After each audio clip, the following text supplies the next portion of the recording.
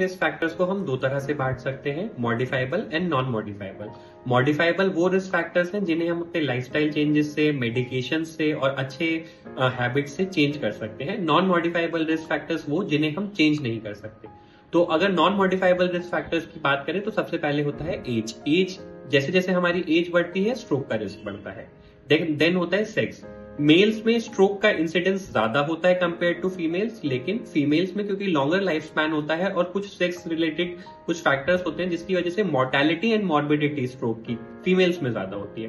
Then हमारी race and ethnicity, जैसे कि ब्लैक इंडिविजुअल्स का स्ट्रोक का रिस्क ज्यादा होता है कंपेयर टू व्हाइट इंडिविजुअल्स, और एशियंस यानी कि हम इंडियंस में मोस्टली इंट्राक्रेनियल एथेरोस्क्लेरोसिस की वजह से होने वाला स्ट्रोक ज्यादा होता है।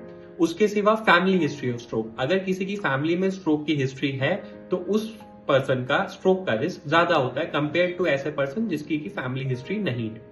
देन अगर हम मॉडिफाइबल रिस्क फैक्टर्स की बात करें तो उसमें सबसे इंपॉर्टेंट होता है हाइपरटेंशन। बीपी अगर बढ़ा हुआ है आपका तो स्ट्रोक का रिस्क आपको ज्यादा होता है, अगर वो कंट्रोल्ड है तो आपका रिस्क कम होता है।